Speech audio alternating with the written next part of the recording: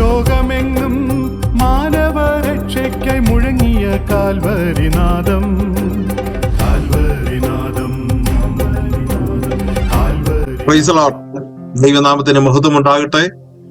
എല്ലാ പ്രിയപ്പെട്ടവർക്കും കർത്താവായ യേശു ക്രിസ്തുവിന്റെ വിലയേറിയ നാമത്തിൽ കാൽവരിനാഥ മിനിസ്ട്രിയുടെ പാടിസ്തുതിക്കാമെന്നായി സാക്ഷി പ്രോഗ്രാമിലേക്ക് ദൈവനാമത്തിൽ സ്വാഗതം ചെയ്യുന്നു. ഈ പുതിയ വർഷത്തിൽ പ്രാരംഭ മീറ്റിംഗ് ആയിട്ടാണ് നാം ഈ നിലയിൽ കൂടുവാൻ ദൈവം കൃപ ചെയ്തത്. 167ാമത്തെ എപ്പിസോഡാണ് ഇന്ന് രാത്രി നാം പങ്കെടുക്കുന്നത്. കഴിഞ്ഞ വർഷം കർത്താവ് നമ്മെ അനുഗ്രഹമായിട്ട് അനേക പ്രോഗ്രാമുകൾ ചെയ്യുവാൻ കർത്താവ് കൃപ ചെയ്തു. സോം പ്രോഗ്രാം മാത്രമല്ല, കാൽവരിനാഥ മിനിസ്ട്രിയിലൂടെ അനേക ശുശ്രൂഷകൾ ചെയ്യുവാനും കർത്താവ് കൃപ ചെയ്തു. ഈ പുതിയ വർഷവും കർത്താവ് നമുക്ക് ബലം നൽകട്ടെ, ആരോഗ്യവും ആയുസ്സും നൽകി അനവധിയായ ശുശ്രൂഷകൾ കർത്താവിന് വേണ്ടി ചെയ്യുവാൻ കർത്താവ് നമ്മെ ഉപയോഗിക്കട്ടെ എന്ന് നമുക്ക് പ്രാരംഭമായിട്ട് പ്രാർത്ഥിക്കാം.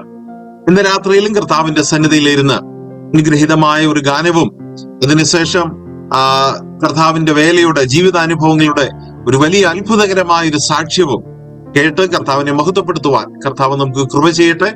ഇതൊരു ആത്മീയ ശുശ്രൂഷയാണ്. അതുകൊണ്ട് തന്നെ പ്രാർത്ഥനയോടെ നമുക്ക് ആരംഭിക്കാം. ഇന്നത്തെ ശുശ്രൂഷയുടെ അനുഗ്രഹത്തിനായിട്ട് അനേകർക്ക് ഈ ശുശ്രൂഷ അനുഗ്രഹമായി തീരുന്നതിന് നമുക്ക് കണ്ണുകളടച്ച് പ്രാർത്ഥിക്കാം.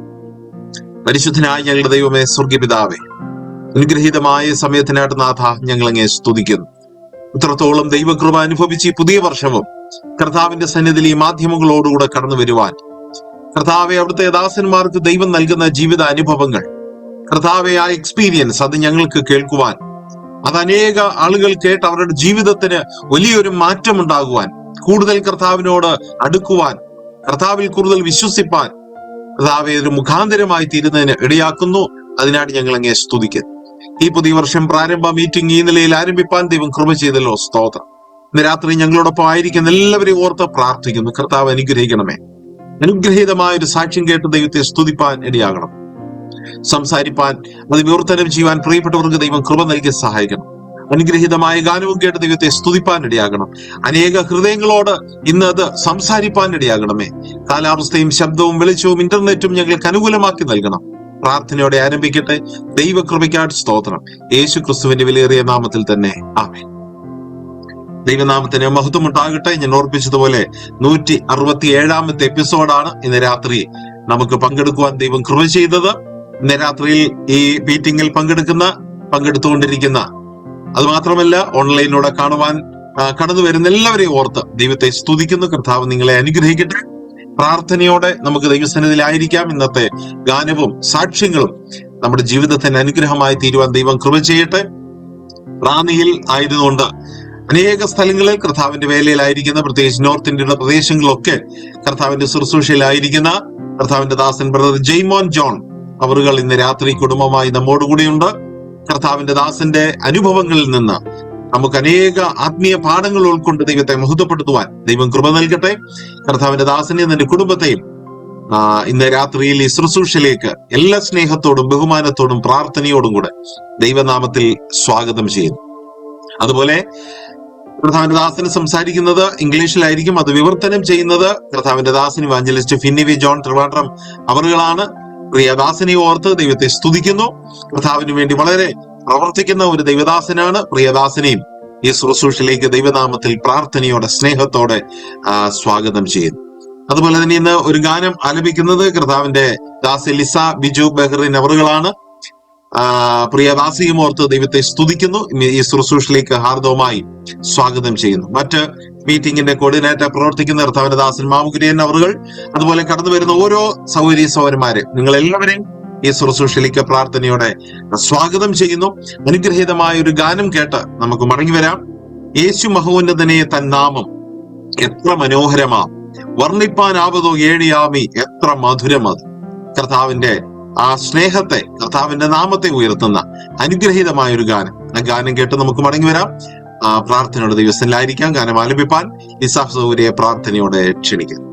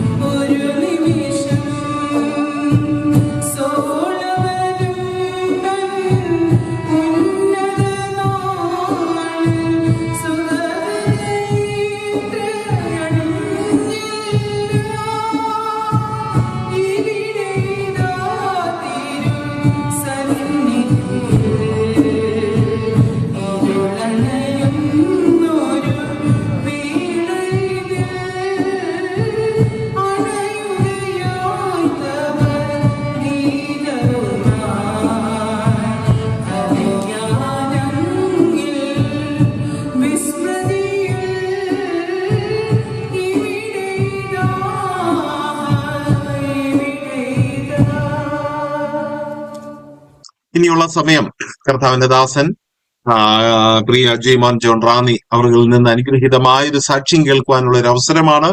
വളരെ പ്രാർത്ഥനയോടെ നമുക്ക് ദിവസത്തിലായിരിക്കാം.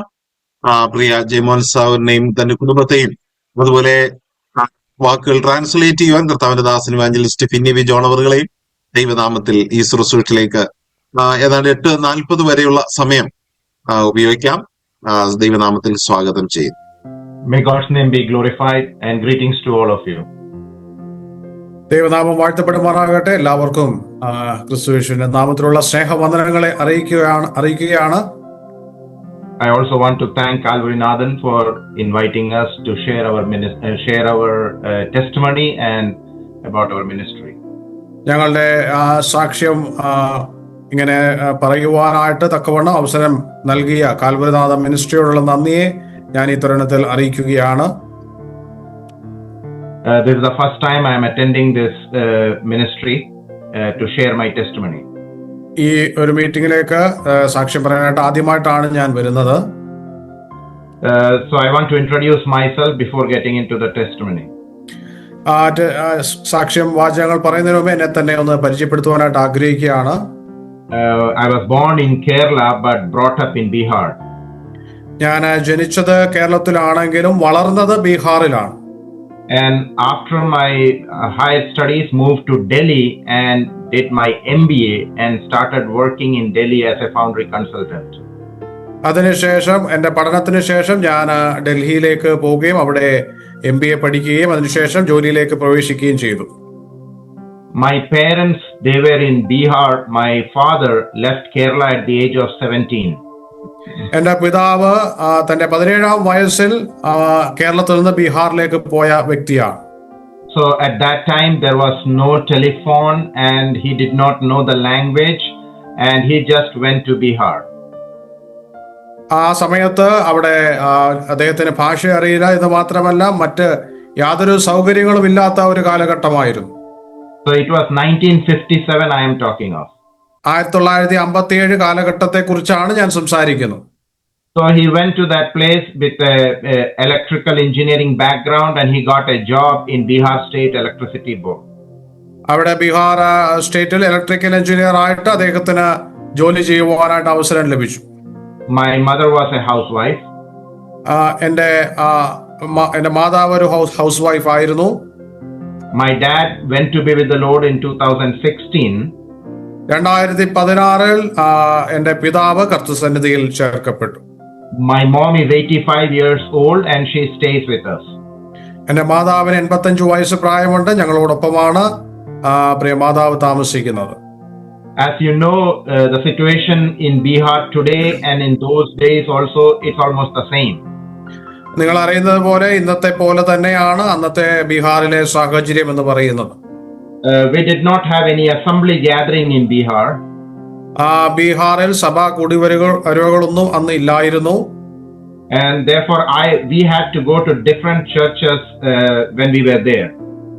അതുകൊണ്ട് അതിനാൽ തന്നെ വിവിധ മറ്റ് പല സഭകളിലേക്ക് പോകേണ്ടതായിട്ട് വന്നു.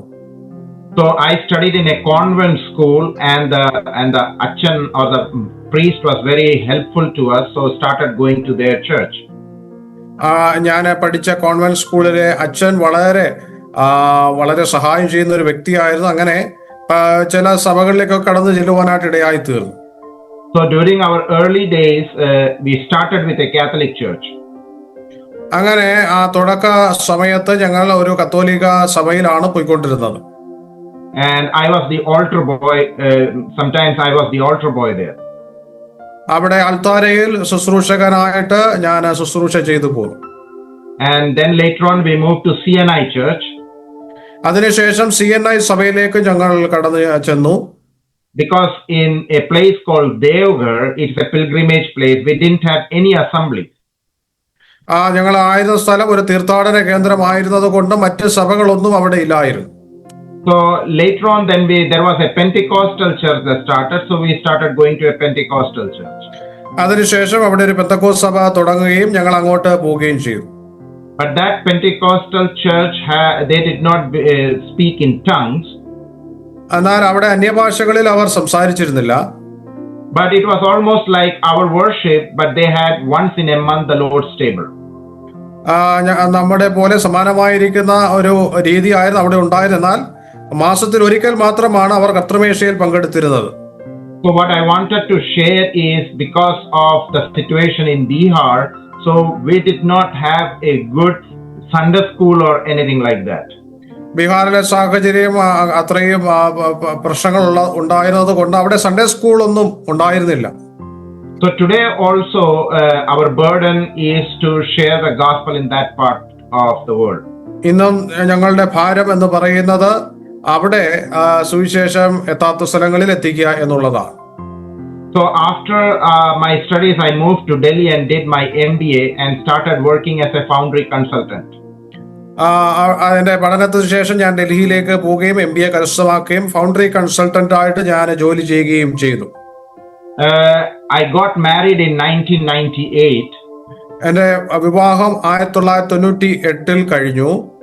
So before that, I was very happy in my secular life. I had a very good job. വിവാഹത്തിന് മുമ്പ് വളരെ സന്തോഷകരമായി ഞാൻ എന്റെ ജീവിതം മുന്നോട്ട് നയിക്കുകയായിരുന്നു. So with my secular job, I was very much involved in the gospel work in relation to the assembly. എന്റെ ജോലിയോട് ഒപ്പം തന്നെ സുവിശേഷ പ്രവർത്തനങ്ങളിലും ഞാൻ സഹകരിച്ചിരുന്നു. I always wanted to serve the Lord with my secular job. എന്റെ ജോലിയോടൊപ്പം തന്നെ കർത്താവിനെ സേവിക്കണം എന്നുള്ള ആഗ്രഹമായിരുന്നു ഉണ്ടായിരുന്നത്. Because I had the benefit or the advantage of the language, I was very profitably used there.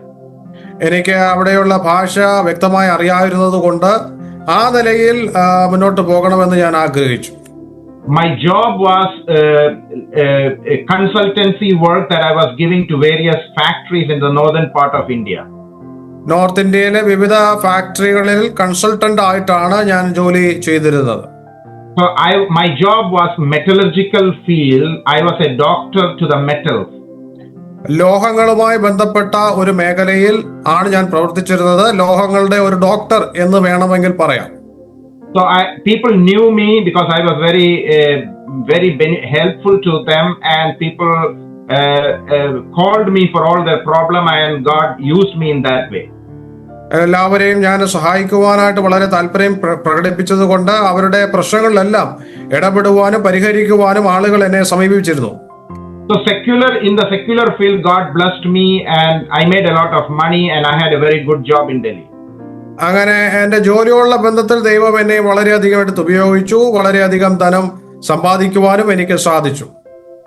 So as I mentioned, 98 I got married, and my wife is from Punalur, and we both started our life in Delhi. 98 വിവാഹം കഴിഞ്ഞു. എന്റെ ഭാര്യ പുനലൂർ സ്വദേശിയാണ്. അങ്ങനെ ഞങ്ങൾ ഒരുമിച്ച് ഡൽഹിയിൽ ഞങ്ങളുടെ ജീവിതം ആരംഭിച്ചു. We were very actively involved in the church also.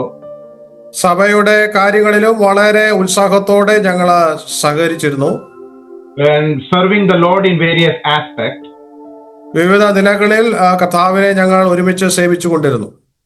But our life turned upside down in the year 2004. എന്നാൽ 2004 ഞങ്ങളുടെ ജീവിതം കീഴ്മേൽ മറിഞ്ഞു. I always wanted to come to United States to have a good life and good living and make a lot of money. എന്റെ എപ്പോഴുമുള്ള ആഗ്രഹം എന്ന് പറയുന്നത് USA ചെന്ന് അവിടെ നല്ലൊരു ജീവിതം കെട്ടിപ്പടുക്കുകയും നല്ല ധനം സമ്പാദിക്കുകയും ചെയ്യണം എന്നായിരുന്നു.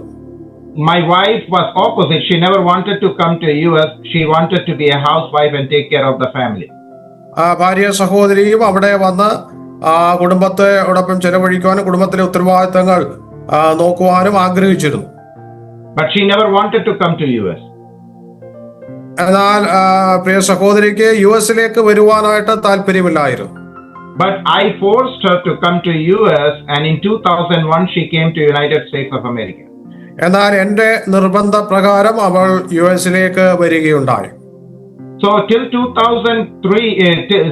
2001 she never worked in Delhi because I had a good job. 2001 വരെ എന്റെ ഭാര്യ അവിടെ ഡൽഹിയിൽ വർക്ക് ചെയ്തതില്ല. കാരണം എന്റെ ജോലി നല്ല ജോലി ആയിരുന്നത് കൊണ്ട്. So when she came to US in 2001, things changed for her too.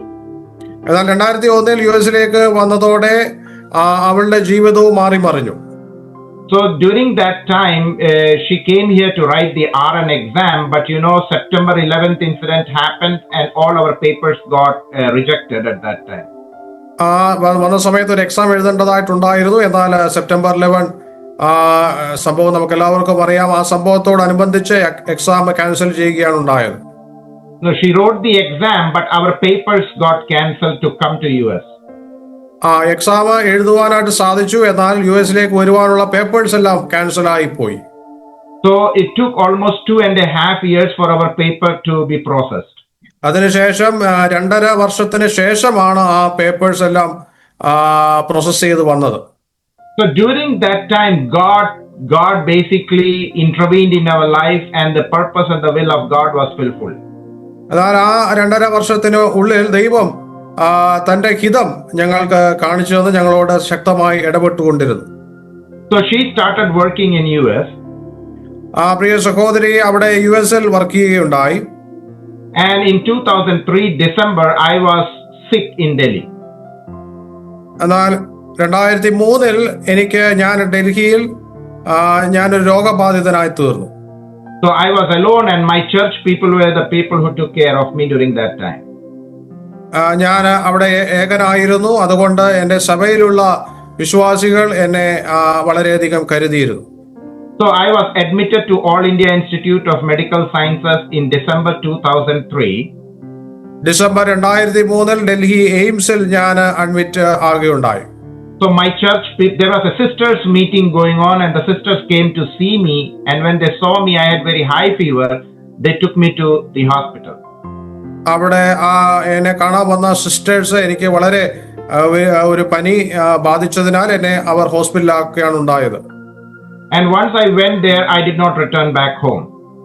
എന്നാൽ അവിടെ എത്തിയതിനു ശേഷം എനിക്ക് തിരികെ വീട്ടിലേക്ക് മടങ്ങി വരുവാനായിട്ട് സാധിച്ചില്ല.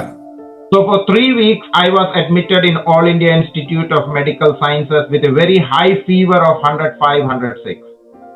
വലിയ ഒരു പനി ബാധിച്ച് തീവ്രമായൊരു പനി ബാധിച്ച് ഞാൻ ഡൽഹി എയിംസിൽ അഡ്മിറ്റ് ആയിരുന്നു. So for 3 weeks, the doctors did all the tests, but they could not find out what is going on. ചെയ്യാവുന്ന എല്ലാ ടെസ്റ്റുകളും ചെയ്തിട്ടും ഡോക്ടേഴ്സിന് എന്റെ രോഗം എന്താണ് എന്ന് കണ്ടെത്തുവാനായിട്ട് സാധിച്ചില്ല. At first they said I have jaundice, then they said I have malaria, then they said I have TB. All the tests they did, but they could not find out what was the real reason of my fever. ഒരുപക്ഷെ malaria ആയിരിക്കാം, അല്ലെങ്കിൽ മഞ്ഞപ്പിത്തം ആയിരിക്കാം എന്നൊക്കെ അവർ സംശയിച്ചു. പക്ഷേ എങ്കിലും യഥാർത്ഥ രോഗം എന്താണെന്ന് അവർക്ക് കണ്ടെത്തുവാനായിട്ട് സാധിച്ചില്ല. So my situation started getting worse, and my dad had to come from Kerala to take care of me. എന്നാൽ എന്റെ സ്ഥിതി വളരെ മോശമായിക്കൊണ്ടിരുന്നു. അതുകൊണ്ട് കേരളത്തിൽ നിന്ന് എന്റെ പിതാവ് എന്നെ കരുതുവാനായിട്ട് കേരളത്തിൽ നിന്ന് വന്നു. So my wife is still in the US, and I did not tell her the seriousness of my disease because a month back she was there and she saw me healthy. എന്റെ ഭാര്യ US ആയിരുന്നതുകൊണ്ട് എന്റെ രോഗവിവരങ്ങളെ കുറിച്ചൊന്നും അവളെ അറിയിച്ചിരുന്നില്ല. കാരണം അത് ബുദ്ധിമുട്ടിക്കണ്ട എന്ന് വിചാരിച്ച് അറിയിച്ചിരുന്നില്ല. So after 3 weeks, the doctors came and told me we are going to do the final test, that is bone marrow test. 3 ആഴ്ചയ്ക്ക് ശേഷം ഏറ്റവും അന്തിമമായ ഒരു ടെസ്റ്റ് കൂടി ഉണ്ടായിരുന്നു, ബോൺ മാരോ ടെസ്റ്റ്. അതുകൂടെ ചെയ്യണമെന്ന് ഡോക്ടർമാർ പറഞ്ഞു. So I refused for that test. I said, for 3 weeks you have tortured me, you have done all the tests, but you could not find out what is the problem. I don't want to go through this test. എന്നാൽ ഞാൻ അതിനെ വിസമ്മതിച്ചു. കാരണം 3 ആഴ്ചകൾ അവർ ചെയ്യാവുന്ന എല്ലാ ടെസ്റ്റുകളും ചെയ്തു, ഇതുവരെ കണ്ടെത്താനായിട്ട് സാധിച്ചില്ല. അതുകൊണ്ട് ഇനി ഈ ടെസ്റ്റ് വേണ്ട എന്ന് ഞാൻ പറഞ്ഞു. So they gave me 24 hours and they said we will come tomorrow, and if you don't agree we will discharge you, or we will go ahead with the test, bone marrow test. അപ്പോൾ അവർ 24 സമയം എനിക്ക് തന്നു. 24 മണിക്കൂറിനുള്ളിൽ ഞാൻ അതിനെ വിസമ്മതിക്കുകയാണെങ്കിൽ അവരെന്നെ discharge ചെയ്ത് വീട്ടിലേക്ക് അയക്കും എന്ന് അറിയിച്ചു. So that afternoon, one of the elders' wife, who every day used to bring lunch for me, and she used to pray with me, and she spent time with me that day. ഞങ്ങളുടെ മൂപ്പന്റെ ഭാര്യ എന്നെ കാണുവാൻ വരികയും ആ ദിവസങ്ങളിൽ കാണാൻ വരികയും എനിക്ക് വേണ്ടി പ്രാർത്ഥിക്കുകയും ഒക്കെ ചെയ്തുകൊണ്ടിരുന്നു. So she was the matron in that hospital. ആ ഹോസ്പിറ്റലിലെ മേട്രൺ ആയിരുന്നു അവർ. So that day, after she brought lunch for me, she prayed for me. എനിക്ക് ഭക്ഷണം തന്നതിന് ശേഷം ആ ഉച്ച സമയത്ത് എനിക്ക് വേണ്ടി അവർ പ്രാർത്ഥിച്ചു. And she talked to me എന്നോട് സംസാരിച്ചു. and said, Jaimon, you have gone through a lot for the last 3 weeks. I know you have committed your life for Lord's work. Why don't you surrender your life so that God may reveal what is going on? സഹോദരൻ കർത്താവിന്റെ വേലക്കായിട്ട് സമർപ്പിച്ച ഒരു വ്യക്തിയാണ്. അതുകൊണ്ട് ഒരു പക്ഷേ അതിനുവേണ്ടി ദൈവം സഹോദരനെ വിളിക്കുകയായിരിക്കും എന്ന് ആ പ്രിയ സഹോദരി കർത്തദാസനെ ഓർമ്മിപ്പിച്ചു. So that afternoon, me and that auntie, we both prayed and I surrendered my life to the Lord. അങ്ങനെ ആ ഉച്ച സമയത്ത് ഞാനും ആന്റിയും പ്രാർത്ഥിച്ചു. എൻ്റെ ജീവിതം ഒരിക്കൽ കൂടെ പൂർണ്ണമായി കർത്താവിന് വേണ്ടി സമർപ്പിച്ചു. Because I never wanted to get into full-time ministry, leaving my job. എൻ്റെ ജോലി ഉപേക്ഷിച്ച് പൂർണ്ണസമയ സുവിശേഷകനാകണമെന്ന് എനിക്ക് ആഗ്രഹമില്ലായിരുന്നു. But God had a different plan for me. എന്നാൽ ദൈവത്തിന് എന്നെ കുറിച്ച് മറ്റൊരു ഉദ്ദേശ്യമാണ് ഉണ്ടായിരുന്നത്. I was rebellious like Jonah. ഞാൻ യോനയെ പോലെ ഒരു മത്സര ബുദ്ധിയുള്ള ആളായിരുന്നു. But God had to allow trials in my life so that I could humble myself. എന്നാൽ എൻ്റെ ജീവിതത്തിലെ പ്രശ്നങ്ങളിലൂടെ ദൈവം എന്നെ താഴ്മ പഠിപ്പിച്ചു. So that evening when I surrendered my life and I pleaded to God and made a covenant with Him, Lord, if you give me a new life, it will be for you. അങ്ങനെ ആ ദിവസം ഞാൻ ദൈവത്തോട് കരഞ്ഞ് അപേക്ഷിച്ചു, ദൈവമേ, എൻ്റെ രോഗം ഭേദമാക്കുകയാണെങ്കിൽ ഞാൻ ഇനിയുള്ള ജീവിതം അങ്ങേക്ക് വേണ്ടി സമർപ്പിക്കും എന്ന് പറഞ്ഞു. So till that time the doctors did not know what is going on. They have been doing one test after the other test. ആ നിമിഷം വരെ ഡോക്ടർമാർക്ക് എൻ്റെ രോഗം എന്താണ് എന്ന് യാതൊരു ബോധ്യവുമില്ലായിരുന്നു. അവർ ടെസ്റ്റുകൾക്ക് പുറകെ ടെസ്റ്റുകൾ ചെയ്തുകൊണ്ടേയിരുന്നു. So I believe God had closed the eyes of the doctors. ഞാൻ ചിന്തിക്കുന്നത് ദൈവം ഡോക്ടർമാരുടെ കണ്ണുകളും അടപ്പിച്ചു എന്നതാണ്. The moment I surrendered my life to Lord, the eyes of the doctors were open. എന്നാൽ ഞാൻ കർത്താവിന് വേണ്ടി പൂർണ്ണമായി എന്നെ തന്നെ സമർപ്പിച്ച ആ നിമിഷത്തിൽ ഡോക്ടർമാരുടെ കണ്ണുകൾ തുറക്കുകയുണ്ടായി. So the doctors have to come the next day to get answer from me for the test. അടുത്ത ദിവസം എൻ്റെ ഉത്തരം, എൻ്റെ ആഗ്രഹം എന്താണെന്ന് അറിയുവാൻ വേണ്ടി ഡോക്ടർമാർ കടന്നു വന്നു. So once I surrendered my life, that evening I started bleeding. ഞാൻ എൻ്റെ ജീവിതം സമർപ്പിച്ച ആ നിമിഷം മുതൽ കർത്താവിനോട് അപേക്ഷിക്കുവാനായിട്ട് തുടങ്ങി. And that evening I started bleeding. അന്ന് ആ വൈകുന്നേരം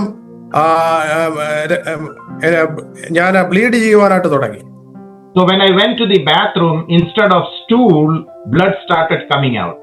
ബാത്റൂമിലേക്ക് പോയപ്പോൾ രക്തം വളരെയധികം വാർന്നു പോകുവാനായിട്ട് ഇടയായി തീർന്നു. So once the bleeding started, it never stopped. ആ ബ്ലീഡിങ് തുടങ്ങിയ സമയം തൊട്ട് അത് തുടർമാനമായിട്ട് രക്തം വാർന്നു പോയിക്കൊണ്ടേയിരുന്നു. So when I went to the toilet, the doctor saw me and I fainted there because of the bleeding. അങ്ങനെ ഞാൻ ബ്ലീഡിങ് കൂടിയത് കൊണ്ട്, രക്തം ഒരുപാട് എന്റെ ശരീരത്തിൽ നിന്ന് പോയത് കൊണ്ട് ഞാൻ കുഴഞ്ഞു വീഴുകയുണ്ടായി. So and then the doctors knew there is something wrong in my stomach. അങ്ങനെ ഡോക്ടർമാർക്ക് ഒരു കാര്യം മനസ്സിലായി, എന്റെ ആമാശയത്തിൽ എന്തോ പ്രശ്നമുണ്ട് എന്ന് മനസ്സിലായി. So they did all the tests. The only test that they did not do was colonoscopy and endoscopy. അവർ ചെയ്യാതിരുന്ന ഏക 2 ടെസ്റ്റുകൾ എന്ന് പറയുന്നത് കൊളോനോസ്കോപ്പിയും എൻഡോസ്കോപ്പിയുമാണ്. Because I did not have any symptoms regarding my stomach. കാരണം അതുവരെ അങ്ങനെ യാതൊരു എന്റെ വയറിന് യാതൊരു ലക്ഷണങ്ങളും അവർ കണ്ടെത്തിയിരുന്നില്ല. So once the bleeding started, they did this colonoscopy and they found bleeding ulcers in my intestine. എന്നാൽ രക്തസ്രാവം ഉണ്ടായ ആ സമയത്ത് അവർ ടെസ്റ്റ് ചെയ്യുകയും എന്റെ വയറിൽ അൾസേഴ്സ് ഉണ്ട് എന്ന് മനസ്സിലാക്കുകയും ചെയ്തു. So now the only option was to do a surgery. അപ്പോൾ ഇനിയുള്ള ഏക പരിഹാരം എന്ന് പറയുന്നത് സർജറി മാത്രമാണ്. But because there was no blood in my body, my hemoglobin went down to 4. They said they cannot do this major surgery. എന്നാൽ എൻ്റെ haemoglobin level വളരെയധികം താഴ്ന്നത് കൊണ്ട് എൻ്റെ സർജറി ഇപ്പോൾ ചെയ്യുവാൻ കഴിയുകയില്ല എന്ന് ഡോക്ടർമാർ പറഞ്ഞു. I still remember my church people, they came there and they donated 15 bottles of blood. എൻ്റെ സഭയിലെ വിശ്വാസികൾ 15 കുപ്പി രക്തമാണ് എനിക്ക് വേണ്ടി നൽകിയത്.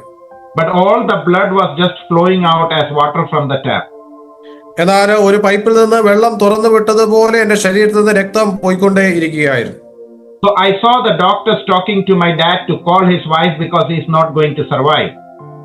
എന്നാൽ അതേസമയം തന്നെ എൻ്റെ പിതാവിനോട് ഞാൻ ഇനി ജീവിച്ചിരിക്കുകയില്ല എന്ന് ഡോക്ടർമാർ താൻ ഇനി ജീവിച്ചിരിക്കുകയില്ല എന്ന് ഡോക്ടർമാർ അറിയിച്ചു. So doctors told my dad to call his wife because he is not going to survive. അതുകൊണ്ട് തന്റെ ഭാര്യയെ ഈ കാര്യം അറിയിക്കുവാനായിട്ട് ഡോക്ടർമാർ പറഞ്ഞു. So I overheard this statement and I talked to the doctor. എന്നാൽ അതിനു മുമ്പ് ഞാൻ ഡോക്ടർമാരോട് സംസാരിക്കാം എന്ന് ഞാൻ പറഞ്ഞു. No, I overheard what they were saying that I won't survive, so I talked to the doctor. ഞാൻ ഈ സംഭാഷണം കേട്ടതുകൊണ്ട് എനിക്ക് ഡോക്ടർമാരോട് സംസാരിക്കണമെന്ന് ഞാൻ ആവശ്യപ്പെട്ടു. So I told the doctors that you are saying I am not going to survive. Why don't you take a chance? ഞാൻ ഇനി അധിക നാൾ ജീവിച്ചിരിക്കുകയില്ലെന്നാണ് നിങ്ങൾ പറയുന്നതെങ്കിൽ എനിക്ക് ഒരു അവസരം നിങ്ങൾ തരണം. So the doctor said there is no blood in your body and the hemoglobin is 4 and we cannot do this surgery. അങ്ങനെ എന്നാൽ ഡോക്ടർമാർ പറഞ്ഞു എനിക്ക് ഹീമോഗ്ലോബിൻ കുറവായത് കൊണ്ട് ഈ സർജറി നടത്തുവാനായിട്ട് യാതൊരു സാഹചര്യമില്ല എന്ന് ഡോക്ടർമാർ അറിയിച്ചു. But I know there was the plan of God that had to be fulfilled. എന്നാൽ ദൈവത്തിന് എന്നെ കുറിച്ചുള്ള ഉദ്ദേശങ്ങൾ ഉണ്ട്, അത് പൂർത്തീകരിക്കണം എന്ന് എനിക്ക് നന്നായിട്ട് മനസ്സിലായി. So people were praying all around for my healing. ലോകമെമ്പാടും എന്റെ സൗഖ്യത്തിന് വേണ്ടി ദൈവമക്കൾ പ്രാർത്ഥിച്ചുകൊണ്ടേയിരുന്നു. So God answered the prayers and the doctors decided to do an emergency surgery. അങ്ങനെ അവരുടെ എല്ലാം പ്രാർത്ഥനയുടെ ഫലമായിട്ട് വളരെ ഒരു എമർജൻസി ആയിട്ട് ഒരു ശസ്ത്രക്രിയ നടത്തുവാനായിട്ട് ഡോക്ടർമാർ തീരുമാനിച്ചു. January 23rd, 2004. ജാനുവരി 23, 2004 ഈ സംഭവം നടക്കുന്നത്. At about 5 p.m. they took me for the operation. വൈകുന്നേരം 5 മണിക്ക് അവർ എന്നെ ശസ്ത്രക്രിയക്കായിട്ട് പ്രവേശിപ്പിച്ചു. It was a 7-hour surgery. ആ ശസ്ത്രക്രിയ ഏതാണ്ട് 7 മണിക്കൂർ നീണ്ടു നിന്നു. So I went through a lot of pain. ഞാൻ വളരെയധികം വേദനയിലൂടെ കടന്നുപോയി.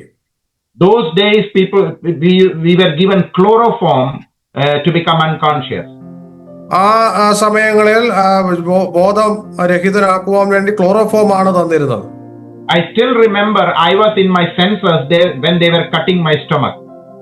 ഞാൻ ഇപ്പോഴും ഓർക്കുന്നു, എന്റെ വയർ അവർ കീറി മുറിച്ചപ്പോൾ എനിക്ക് ശരിയായതെല്ലാം അനുഭവിക്കാനായിട്ട് കഴിയുമായിരുന്നു.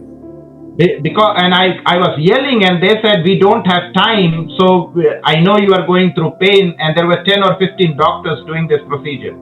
ഞാൻ വേദന കൊണ്ട് നിലവിളിക്കുകയായിരുന്നു, പക്ഷേ ഇനി വേറെ യാതൊരു നിർവാഹവും ഇല്ലാത്തതിനാൽ 10-15 ഡോക്ടർമാർ എന്നെ വയറ് കീറി മുറിച്ചുകൊണ്ടേയിരുന്നു.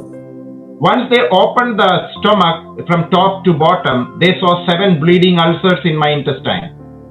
അങ്ങനെ അവർ മുഴുവനായിട്ട് വയറ് കീറി മുറിച്ചപ്പോൾ 7 അൾസറുകളാണ് കണ്ടെത്തുവാനായിട്ട് സാധിച്ചത്. So in my large intestine, small intestine, and a portion called cecum. അങ്ങനെ വൻകുടലിലും ചെറുകുടലിലും മറ്റു ഭാഗങ്ങളിലും ഒക്കെ ആയിട്ട് 7 അൾസറുകൾ ഉണ്ടായിരുന്നു. So now because there was a team of doctors, they could make an immediate decision. ഡോക്ടർമാരുടെ വലിയൊരു ടീം തന്നെ ഉണ്ടായിരുന്നത് കൊണ്ട് അവർ വളരെ പെട്ടെന്ന് ഒരു തീരുമാനത്തിലേക്ക് എത്തുകയുണ്ടായി. So they removed that much 1.5 feet or 60 centimeters of intestine from my stomach. അങ്ങനെ 60 സെന്റിമീറ്റർ നീളത്തിലുള്ള എന്റെ കുടലുകൾ അവർ നീക്കം ചെയ്തു. So and they made a big hole on the left side of my stomach where they put the large intestine outside. അങ്ങനെ ഇടതുവശത്തായിട്ട് എന്റെ വയറിന്റെ ഇടവശത്തായിട്ട് ഒരു വലിയ ഹോൾ ഇടുകയും എന്റെ വൻകുടൽ അങ്ങനെ പുറത്തേക്ക് ഇടുകയും ചെയ്തു. And on the right side of the stomach they made another hole and they put the small intestine and stitched it there.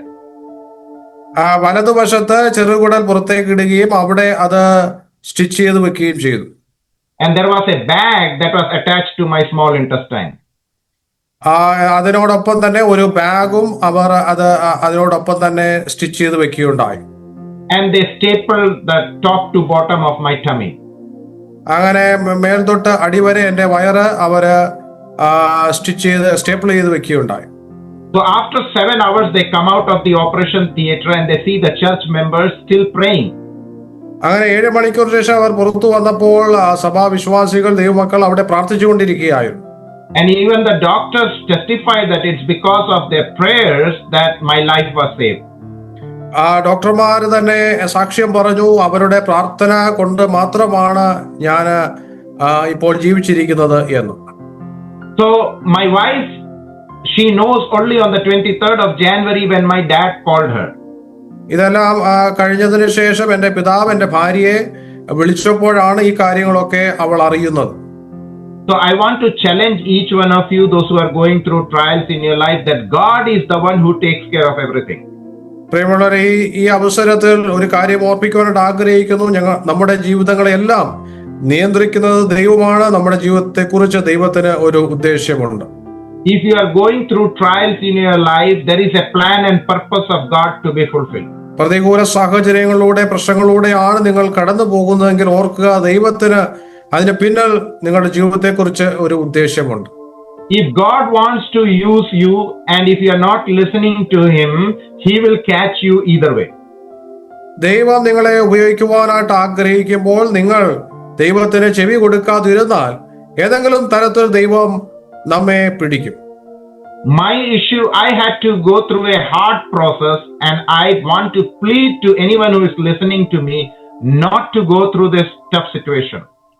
വളരെ കഠിനമായ വഴികളിലൂടെയാണ് ദൈവം എന്നെ നടത്തിയത്. എന്നാൽ ഒരു കാര്യം പറയാനായിട്ട് ആഗ്രഹിക്കുന്ന, ആ നിലയിലേക്ക് നിങ്ങളുടെ ജീവിതത്തെ നിങ്ങൾ കൊണ്ട് എത്തിക്കരുത്. നിങ്ങൾ അതിനു മുമ്പേ ദൈവത്തിന് വേണ്ടി സമർപ്പിക്കണം എന്നുള്ളതാണ്. But I am not complaining that I went through this process. I am rejoicing in the Lord because God's plan was fulfilled through my life. ഞാൻ എന്നാൽ പരാതിയോ പരിഭവമോ ഞാൻ പറയുന്നില്ല. കാരണം ദൈവം ഈ നിലയിൽ എന്നെ വഴി നടത്തിയതോർത്ത് ഞാൻ സന്തോഷിക്കും. Now when I was going through this process, God was preparing my wife how to take care of me. ഞാൻ ഈ പ്രതികൂല സാഹചര്യത്തിലൂടെ കടന്നു പോയപ്പോൾ എന്റെ ഭാര്യയെ ദൈവം എന്നെ കരുതുവാൻ വേണ്ടി ഒരുക്കുകയായിരുന്നു. So what I want to say is, if God is bringing trials in your life, He is the one who brings solution also in your life. പ്രശ്നങ്ങൾ നമ്മുടെ ജീവിതത്തിൽ ദൈവം അനുവദിക്കുമ്പോൾ അതിനോടൊപ്പം തന്നെ അതിന്റെ പരിഹാരവും ദൈവം ഒരുക്കും എന്നുള്ളതാണ് എനിക്ക് മനസ്സിലാക്കുവാനായിട്ട് സാധിച്ചു. So when my dad told about the surgery, this is what she said to my dad. ഈ സർജറിയെ കുറിച്ച് അതിനുശേഷം എന്റെ ഭാര്യയോട് എന്റെ പിതാവ് പറഞ്ഞപ്പോൾ എന്റെ ഭാര്യ ഇപ്രകാരമാണ് പറഞ്ഞത്. Just last week, the supervisor where she was working in a hospital forced her to undergo a training how to take care of patients who go through this procedure. ഈ നിലയിലൂടെ, ഈ സാഹചര്യത്തിലൂടെ കടന്നു പോകുന്ന രോഗികളെ എങ്ങനെ ശുശ്രൂഷിക്കണം എന്ന കാര്യം പരിശീലിക്കേണ്ടതിന് തന്റെ സുപ്പീരിയേഴ്സ് തന്നെ നിർബന്ധിക്കുകയുണ്ടായി എന്ന് അവൾ പറഞ്ഞു. So she said, that is not my field. I am an ICU nurse. But the supervisor said, if you don't take this training, you cannot work in this hospital. അവൾ പറഞ്ഞു, ഞാൻ ICU നേഴ്സാണ്, എന്റെ മേഖല ഇതല്ല. പക്ഷേ എങ്കിലും അവർ എന്നെ നിർബന്ധിച്ചു, വീണ്ടും തുടരണമെങ്കിൽ ഈ ട്രെയിനിങ് കൂടെ പാസ്സാകണം എന്ന് പറഞ്ഞു. And that is how they forced her to take this training. അങ്ങനെ ആ ട്രെയിനിങ് വളരെ നിർബന്ധിതമായിട്ട് ചെയ്യേണ്ടതായിട്ട് വന്നു. So now on the 24th of January, after my surgery is done, she comes to Delhi with all the things, how to take care of the patient. എന്നാൽ അങ്ങനെ നിർബന്ധിതമായ ആ പരിശീലനത്തിലൂടെ കടന്നു പോയത് കൊണ്ട് 24-ാം തീയതി അവൾ ഇവിടെ വന്നപ്പോൾ എന്നെ പരിചരിക്കുവാനായിട്ട് ഉള്ള എല്ലാ തയ്യാറെടുപ്പുകളും കൂടെയാണ് അവൾ വന്നത്. So when after the surgery, early morning, she comes there and she's standing next to my bed and asking the doctor, where is my husband? അങ്ങനെ 24-ാം തീയതി അവൾ കടന്നു വന്ന് എന്റെ ബെഡിനരികെ നിന്നുകൊണ്ട് തന്നെ എന്റെ ഭർത്താവ് എവിടെ എന്ന് അവൾ ഡോക്ടർമാരോട് ചോദിക്കുകയുണ്ടായി. And the doctor said, this is your husband. ഡോക്ടർമാർ പറഞ്ഞു, ഈ ബെഡിൽ കിടക്കുന്നതാണ് നിന്റെ ഭർത്താവ്. So I was a deformed person, and my wife said she could not even recognize me. എന്നാൽ ആ സമയത്തേക്ക് എന്റെ ശരീരം വല്ലാതെ ക്ഷീണിച്ചു. എന്റെ ഭാര്യയ്ക്ക് പോലും എന്നെ തിരിച്ചറിയുവാനായിട്ട് സാധിച്ചില്ല. From 100 kilos, I became 50 kilos. 100 kilo ഉണ്ടായിരുന്നത് ഞാൻ 50 കിലോയിലേക്ക് 50 കിലോ ആയിട്ട് എന്റെ ഭാരം കുറഞ്ഞു. And she touched me, and I had very high fever. അവൾ എന്നെ തൊട്ടപ്പോൾ എനിക്ക് തീവ്രമായ പനി ഉണ്ടായിരുന്നതായിട്ട് ബോധ്യപ്പെട്ടു. And she looked at my wounds. All the staples broke open within 24 hours. എന്നാൽ അതേസമയം തന്നെ ആ മുറിവുകളുടെ തുന്നിക്കെട്ടുകളെല്ലാം 24 മണിക്കൂറിനുള്ളിൽ തന്നെ അത് മാറുകയുണ്ടായി. So she at the doctors because there was infection and all the staples was inside the wound. അത് ഇൻഫെക്ഷൻ കാരണം, മുറിവുകൾ ഉണ്ടായത് ഇൻഫെക്ഷൻ കാരണമാണ് ആ സ്റ്റേപ്ലറുകളെല്ലാം പൊട്ടിപ്പോയതെന്ന് ഡോക്ടർമാർ പറഞ്ഞു. So she said, I will take care of my husband. അങ്ങനെ എന്റെ ഭർത്താവിനെ ഞാൻ പരിചരിക്കുമെന്ന് അവൾ ഡോക്ടർമാരോട് പറഞ്ഞു. She said, I am trained how to take care of this type of patient. ഈ നിലയിലുള്ള രോഗികളെ പരിചരിക്കാനുള്ള പരിശീലനം കഴിഞ്ഞാണ് ഞാൻ എത്തിയിരിക്കുന്നത്. So we were there for one more week in the hospital. അങ്ങനെ ഒരു ആഴ്ച കൂടെ ആ ഹോസ്പിറ്റലിൽ കിടക്കുവാനായിട്ട് ഇടയായി തീർന്നു. So my wife took care of me. My infection came down. എന്റെ ഭാര്യ എന്നെ പരിചരിക്കുകയും എന്റെ ഇൻഫെക്ഷൻ കുറയുകയും ഉണ്ടായി. And after a week we were discharged. ഒരു ആഴ്ചയ്ക്ക് ശേഷം ഞാൻ ഡിസ്ചാർജ് ആയി. And the doctor said we will do the second surgery after 1 year. എന്റെ രണ്ടാമത്തെ സർജറി 1 വർഷത്തിന് ശേഷം ചെയ്യാമെന്ന് ഡോക്ടർമാർ പറഞ്ഞു. Because my large intestine and small intestine was outside the stomach. കാരണം എന്റെ വൻകുടലും ചെറുകുടലും വയറിന് പുറത്തായിരുന്നു ഉണ്ടായിരുന്നത്. So whatever I ate, the bile came and the liquid came and stored in the bag, and I had to drain it every now and then.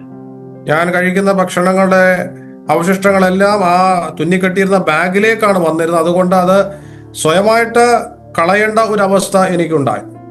So I had to be like that for 1 year, they said. 1 വർഷക്കാലം ആ നിലയിൽ ഞാൻ ജീവിച്ചു. No, they said that I had to be like that for 1 year. അങ്ങനെ ജീവിക്കേണ്ടി വരുമെന്ന് അവർ പറഞ്ഞു. But my wife said she does not have that much of vacation. എന്നാൽ ആ 1 വർഷം എന്നെ പരിചരിക്കേണ്ടതായിട്ടുള്ള സമയം എന്റെ ഭാര്യയ്ക്ക് ഇല്ല എന്ന് അവൾ പറഞ്ഞു. So she said, if everything gets back to normal, will you do the surgery? എല്ലാ കാര്യങ്ങളും വീണ്ടും പഴയ നിലയിലായാൽ വീണ്ടും സർജറി ചെയ്യുമോ എന്ന് ഡോക്ടർമാരോട് ആവശ്യപ്പെട്ടു. So they agreed to that. അങ്ങനെ അവർ അതിനെ സമ്മതിച്ചു. So by 3 months my wounds got healed and my hemoglobin became normal. So they said that they can do the second surgery. അങ്ങനെ അത്ഭുതകരമായിട്ട് 3 മാസത്തിനുള്ളിൽ എന്റെ ഇൻഫെക്ഷൻ എല്ലാം ഹീലാവുകയും ഹീമോഗ്ലോബിൻ ലെവലൊക്കെ ഉയർന്നു വരികയും ചെയ്തു. So for 3 months I did not have to go to the toilet because everything was in the bag. 3 മാസക്കാലം ടോയ്ലറ്റിൽ പോകേണ്ട ആവശ്യം വന്നില്ല, കാരണം എല്ലാം ആ ബാഗിലേക്കാണ് വന്നുകൊണ്ടിരുന്നത്. So April 26th of 2004 my second surgery was done. 2004 April 26 എന്റെ രണ്ടാമത്തെ സർജറി ചെയ്യുകയുണ്ടായി. So they opened the stomach from top to bottom.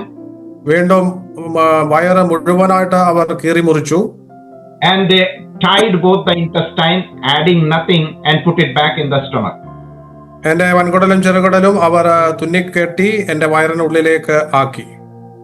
So and it took another 3 months for the wounds to get healed. അങ്ങനെ അതിന്റെ മുറിവുകൾ ഉണങ്ങുവാനായിട്ട് 3 മാസക്കാലം വീണ്ടും എടുത്തു. So what I want to say through my testimony, how God calls people. എന്റെ സാക്ഷ്യത്തിലൂടെ ദൈവം എങ്ങനെയാണ് തന്റെ മക്കളെ ഉപയോഗിക്കുന്നത് എന്നതാണ് ഞാൻ പറയാനായിട്ട് ആഗ്രഹിക്കുന്നത്. I was rebelling against God. ഞാൻ ദൈവത്തിനെതിരെ മത്സരിച്ചുകൊണ്ടിരിക്കുകയായിരുന്നു. I had a very good job. I was very happy with my secular life and doing Lord's work. ഞാൻ എന്റെ ഔദ്യോഗിക ജോലിയോടുള്ള ബന്ധത്തിൽ തന്നെ ഞാൻ കർത്താവിനെ സേവിച്ചുകൊണ്ടിരുന്നു. But God had a different plan for me. എന്നാൽ ദൈവത്തിന് എന്നെ കുറിച്ച് മറ്റൊരു ഉദ്ദേശ്യമാണ് ഉണ്ടായിരുന്നത്. So I had to go through this process. അതുകൊണ്ട് ഇങ്ങനെ ഒരു പ്രത്യേക പ്രതികൂല അവസ്ഥയിലൂടെ ഞാൻ കടന്നു പോകേണ്ടതായിട്ട് വന്നു. So once I made that covenant with the Lord, അങ്ങനെ ദൈവവുമായിട്ട് ഞാൻ ഒരു സമർപ്പണം, ഒരു ഉടമ്പടി ചെയ്തപ്പോൾ, I resigned my job. I had a bus running in Delhi. I gave up my business and surrendered my life for Lord's work. എനിക്ക് ഒരു ജോലി ഉണ്ടായിരുന്നു. എൻ്റെ ഉടമസ്ഥതയിൽ ബസ്സുകൾ ഡൽഹിയിൽ ഓടുന്നുണ്ടായിരുന്നു. എനിക്ക് ബിസിനസ് ഉണ്ടായിരുന്നു. അതെല്ലാം ഞാൻ രാജിവെച്ച് കർത്താവിന് വേണ്ടി ഇറങ്ങുകയുണ്ടായി. In 2006, we as a family joined my wife in US. 2006 എൻ്റെ ഭാര്യയോടൊപ്പം ഞാൻ US-ലേക്ക് കടന്നുപോയി. So I wanted to come to this country to make money. US-ലേക്കും pardon, can you repeat? 2006, I wanted to come here to make money. 2006 അവിടെ എത്തുകയും പണം ഉണ്ടാക്കുകയും ചെയ്യണം എന്നായിരുന്നു എൻ്റെ ആഗ്രഹം. But God changed our life totally 360 degree. എന്നാൽ അതിനു മുമ്പായിട്ട് എൻ്റെ ജീവിതത്തെ പൂർണ്ണമായിട്ട് ദൈവം മാറ്റി. എൻ്റെ ജീവിതം കീഴ്മേൽ മറിഞ്ഞു. So now I started serving the Lord in this part of the world. അതുകൊണ്ട് 2006 ഈ US-ൽ കർത്താവിന് വേണ്ടി ഞാൻ എന്നെ തന്നെ സമർപ്പിച്ചു. The last 20 years I have been in US, never looked for a job. This is my full-time job. കഴിഞ്ഞ 20 വർഷക്കാലം ഞാൻ US-ൽ പൂർണ്ണസമയ സുവിശേഷകനായിട്ട് ആയിരിക്കുന്നു. My wife was the only one earning in this country. എൻ്റെ ഭാര്യ മാത്രമാണ് അവിടെ ജോലി ചെയ്തുകൊണ്ടിരുന്നത്. But God blessed us abundantly. എന്നാൽ ദൈവം ഞങ്ങളെ ധാരാളമായിട്ട് അനുഗ്രഹിച്ചു.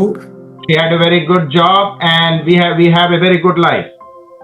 അവൾക്ക് നല്ലൊരു ജോലി ഉണ്ടായിരുന്നത് കൊണ്ട് നല്ലൊരു ജീവിതം നയിക്കുവാനായിട്ട് സാധിച്ചു. So she came here, did her masters, did her PhD, and she climbed the ladder to the top position. അവിടെ അവൾ മാസ്റ്റേഴ്സും PhD-യും ഒക്കെ ചെയ്ത് ജോലിയിൽ ഒരു ഉന്നത സ്ഥാനം തന്നെ നേടുകയുണ്ടായി.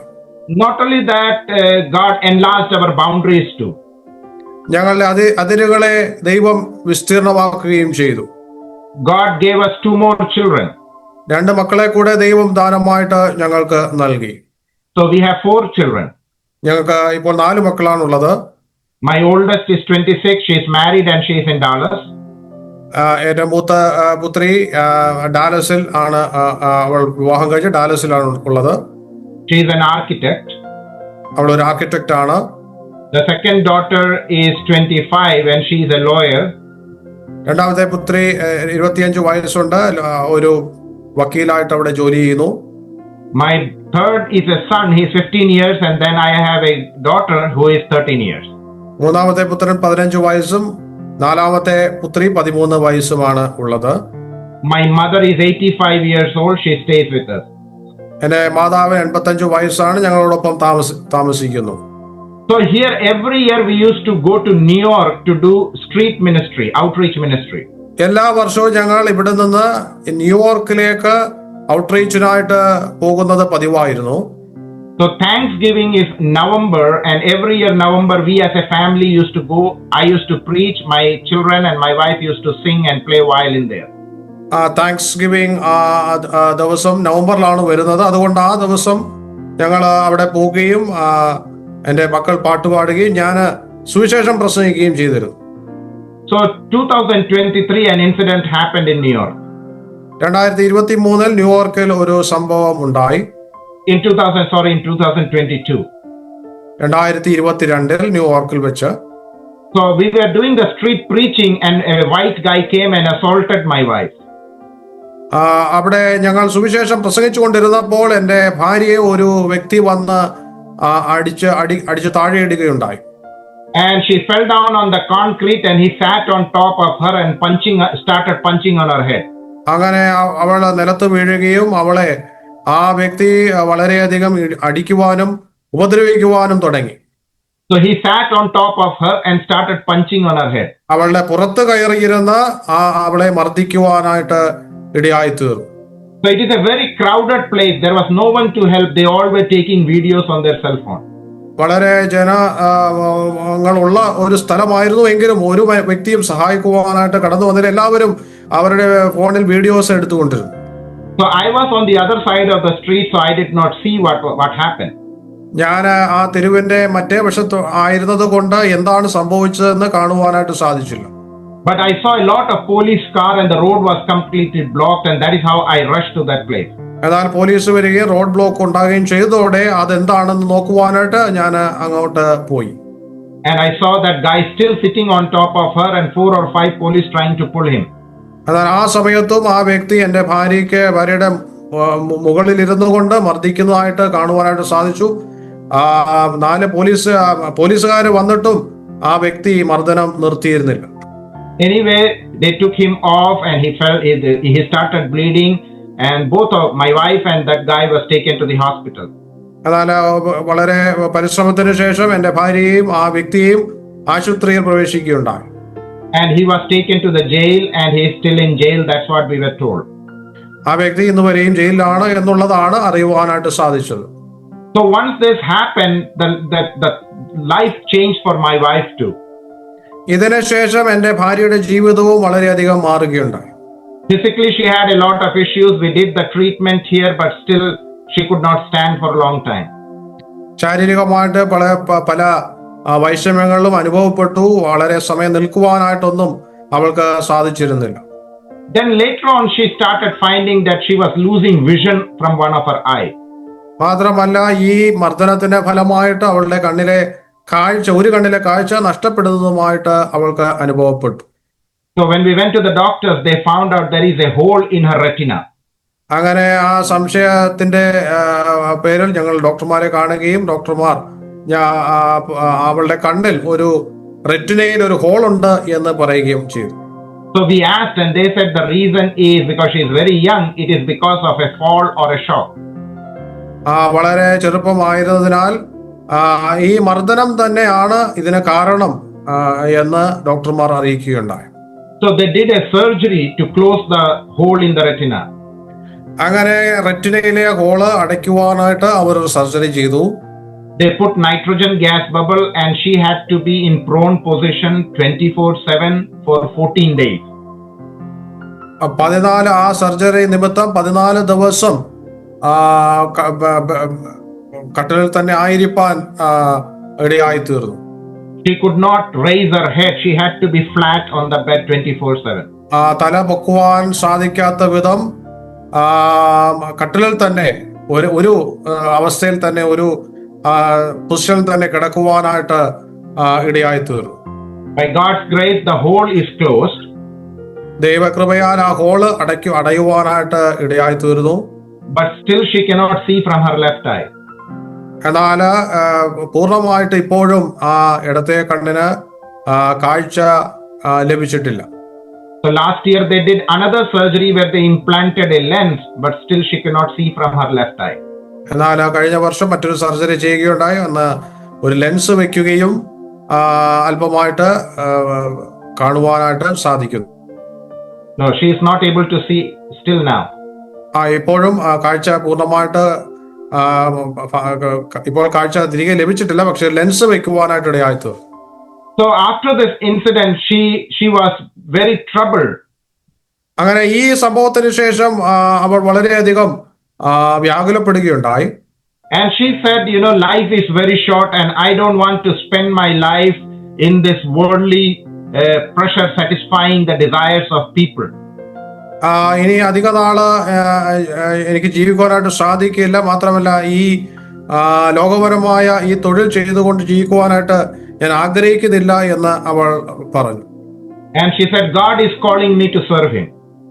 ദൈവം എന്നെ തന്റെ ശുശ്രൂഷയ്ക്കായിട്ട് വിളിച്ചുകൊണ്ടിരിക്കുകയാണ്. I want to be a part of the ministry and I want to support you in the work that you are doing. താങ്കൾ ചെയ്യുന്ന ആ മിനിസ്ട്രിയോട് ബന്ധത്തിൽ എനിക്ക് പ്രവർത്തിക്കണമെന്ന് അവൾ പറയുകയുണ്ടായി. So she resigned her job. അങ്ങനെ അവൾ തന്റെ ജോലി രാജിവെച്ചു. So then my children and even myself, we got worried. അങ്ങനെ ഞങ്ങൾ അത് നിമിത്തം അല്പമായിട്ട് പ്രയാസപ്പെട്ടു. We thought how our things will work because I am not earning anything and she is the only earning member, and if she is not working, how our family will survive? ഞങ്ങൾ രണ്ടുപേരും ജോലിയില്ലാത്ത ഒരു അവസ്ഥയിലേക്ക് വരുമ്പോൾ എൻ്റെ കുടുംബം എങ്ങനെ മുന്നോട്ട് പോകുമെന്നുള്ള ചിന്ത ഞങ്ങളെ ഭരിച്ചു. And not only that, my children started asking, "Mummy, why did you do all this masters and PhD? You reached to the highest level with a top position. Then why did you do all these things?" ഇത്രയും ഉന്നത വിദ്യാഭ്യാസം കരസ്ഥമാക്കിയ ഒരു ജോലി നേടിയതിനു ശേഷം പിന്നീട് എന്തിനാ അത് രാജിവെച്ചു എന്ന് മക്കൾ ചോദിക്കുകയുണ്ടായി. But she said, "All this, as Paul says, that I consider it waste." ഇതെല്ലാം ഞാൻ ചപ്പെന്നും ചവറെന്നും എണ്ണുന്നു എന്ന് പൗലോസ് പറഞ്ഞതുപോലെ ഇതെല്ലാം ഞാൻ അങ്ങനെ എണ്ണുന്നു എന്ന് അവൾ പറയുകയുണ്ടായി. And she resigned her job and said, "God is the one who provides." ദൈവം നടത്തും, ദൈവം കരുതും എന്ന് അവൾ പറയുകയുണ്ടായി. So I was also worried, how will our medical insurance work? ഞങ്ങളുടെ മെഡിക്കൽ ഇൻഷുറൻസ് ഇനി എങ്ങനെ ലഭിക്കും എന്നും ഞാൻ ഭാരപ്പെട്ടു. Because I worked for 15 years, my wife worked for 20 years, so we are not going to be on the street without a job. ഒരു ജോലി ഇല്ലാതെ അവിടെ ഇൻഷുറൻസ് ലഭിക്കുവാനായിട്ട് സാധ്യമല്ല. But we are not going to be on the street. എന്നാൽ തെരുവിൽ നിൽക്കുവാനും സാധ്യമല്ല. So we trusted on the Lord and God provided us the resources so that we can get an insurance. എന്നാൽ വളരെ അത്ഭുതകരമായിട്ട് അതിനെല്ലാം ദൈവം വഴി ഒരുക്കി മെഡിക്കൽ ഇൻഷുറൻസ് ലഭിക്കുവാനെല്ലാം ഇടയായി തീർന്നു. So 2026 we have got the insurance, so I don't have to worry about that. അങ്ങനെ കഴിഞ്ഞ വർഷം ആ ഇൻഷുറൻസ് അത് പുതുക്കി ലഭിക്കുവാനായിട്ട് ഇടയായി തീർന്നു. So I want to challenge all those people who are listening to me that if you are satisfied with what God gives you, you will be the happiest person in the world. ദൈവ ശുശ്രൂഷകൾ ദൈവത്തിന്റെ ഹിതപ്രകാരം നിങ്ങൾ മുന്നോട്ട് പോവുകയാണെങ്കിൽ അതായിരിക്കും ഏറ്റവും സംതൃപ്തി നൽകുന്ന ജീവിതം എന്ന് ഈ നിമിഷത്തിൽ ഈ അവസരത്തിൽ ഞാൻ ഓർപ്പിക്കുവാനായിട്ട് ആഗ്രഹിക്കുകയാണ്. My dear brothers and sisters, life is very short. പ്രിയ ദൈവമക്കളെ, നമ്മുടെ ജീവിതം വളരെ ഹ്രസ്വമാണ്. We don't know about tomorrow. നാളെ എന്ത് സംഭവിക്കുമെന്ന് നമുക്ക് ആർക്കും അറിയില്ല. We only know about now. ഇപ്പോഴുള്ള കാര്യം മാത്രമാണ് നമുക്ക് അറിയുവാനായിട്ട് കഴിയുന്നത്. So why do we worry about tomorrow? അതുകൊണ്ട് നാളെക്കുറിച്ച് നാം വിചാരപ്പെടേണ്ട കാര്യമില്ല. God is in control of everything. എല്ലാ കാര്യങ്ങളും ദൈവം ഭംഗിയായിട്ട് നിയന്ത്രിക്കുന്നു. In Romans 8:31 we read, "If God be for us, who can be against us?" റോമർ 8:31 നാം ഇങ്ങനെ വായിക്കുന്നു, ദൈവം നമുക്ക് അനുകൂലമെങ്കിൽ പ്രതികൂലമാർ എന്ന് വായിക്കുന്നു. So our testimony is God is our provider and He has led us for the last 20 years in His vineyard, and I trust that He will lead us in the coming days also. കഴിഞ്ഞ 20-ലേറെ വർഷങ്ങളായിട്ട് തന്റെ വേലയിൽ തന്റെ വയൽ പ്രദേശത്ത് അധ്വാനിക്കുവാനായിട്ട് ദൈവം ഞങ്ങൾക്ക് ഭാഗ്യം തന്നു. ഇനിയും തുടർന്നും ദൈവം ഞങ്ങളെ വഴി നടത്തും എന്നുള്ളതാണ് ഞങ്ങളുടെ ഏറ്റവും വലിയ പ്രത്യാശയും ധൈര്യവും എന്ന് പറയുന്നത്. We are involved in teaching, preaching and church planting. ഞങ്ങള് ദൈവ വചനം അഭ്യസിപ്പിക്കുന്നതിലും അതുപോലെ തന്നെ സഭകൾ സ്ഥാപിക്കുന്നതിലും അങ്ങനെയുള്ള ശുശ്രൂഷകളിലൊക്കെ ഏർപ്പെട്ടുകൊണ്ടിരിക്കുന്നു. And it is our desire that God may use us in the coming days also. വരും നാളുകളിലും ആ നിലയിൽ ദൈവത്തിന് വേണ്ടി പ്രവർത്തിക്കണം എന്നാണ് ഞങ്ങൾ ആഗ്രഹിക്കുന്നത്. I believe this testimony has motivated and encouraged each one of us, those who have heard this. ഈ സാക്ഷ്യം നിങ്ങളെല്ലാവരെയും വളരെയധികം ധൈര്യപ്പെടുത്തുകയും ഉത്സാഹിപ്പിക്കുകയും ചെയ്തു എന്ന് ഞാൻ കരുതുന്നു. Not only that, my family has been very supportive, from my children to my wife, because it is very hard with smaller kids and 85-year-old mother. You cannot leave behind them and do the ministry. മാത്രമല്ല എൻ്റെ ശുശ്രൂഷകളിൽ എൻ്റെ കുടുംബാംഗങ്ങൾ മുഴുവനായിട്ട് എന്നെ വളരെയധികം പിന്താങ്ങുന്നുണ്ട്. കാരണം 85 വയസ്സുള്ള ഒരു മാതാവ് ഉള്ളപ്പോൾ ശുശ്രൂഷകൾ ചെയ്യുക എന്ന് പറയുന്നത് വളരെ കഠിനമായ ഒരു കാര്യമാണ്. So I believe my ministry is first to my family. അപ്പോൾ ഞാൻ വിശ്വസിക്കുന്നത് എൻ്റെ ശുശ്രൂഷ ആദ്യം ഞാൻ ചെയ്യേണ്ടത് എൻ്റെ കുടുംബത്തിലാണ് എന്നുള്ളത്.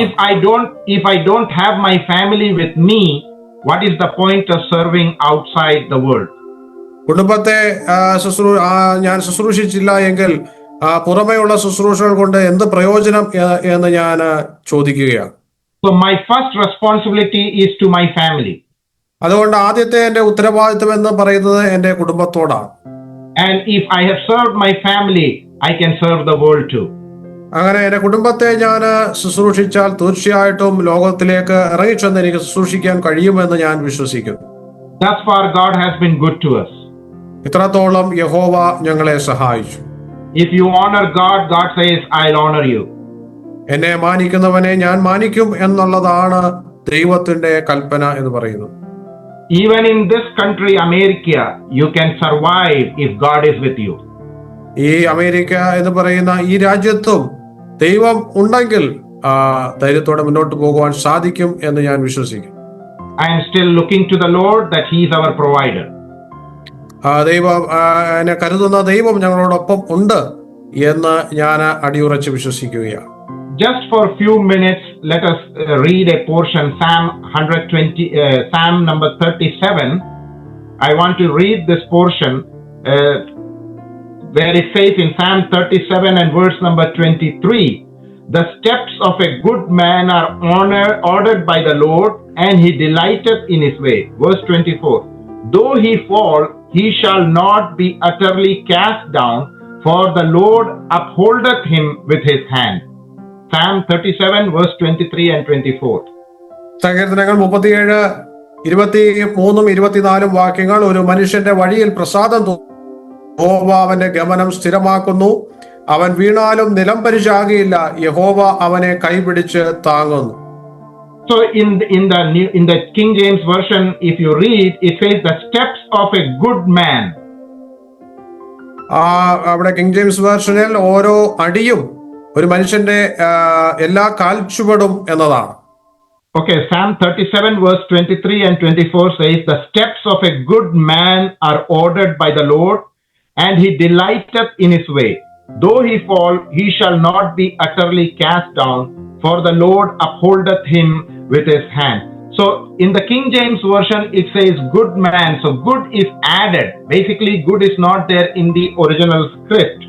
So here the psalmist is saying every step in our life is guided by the Lord. It is ordered by the Lord. ഇവിടെ സങ്കീർത്തനകാരൻ പറയുന്നത് നമ്മുടെ എല്ലാ കാൽച്ചുവടും അത് യഹോവ നിയന്ത്രിക്കുന്നു എന്നുള്ളതാണ്. Not only the steps are ordered by the Lord, but the stops are also ordered by the Lord.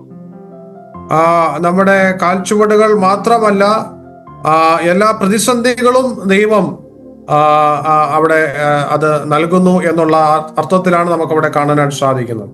So I am reminded from the life of Paul, he was a very zealous person for the Lord. പൗലോസിന്റെ ജീവിതം നമുക്ക് എല്ലാവർക്കും അറിയാം, ദൈവത്തിന് വേണ്ടി വളരെ തീക്ഷ്ണതയോടെ നിന്ന ഒരു വ്യക്തിയാണ്.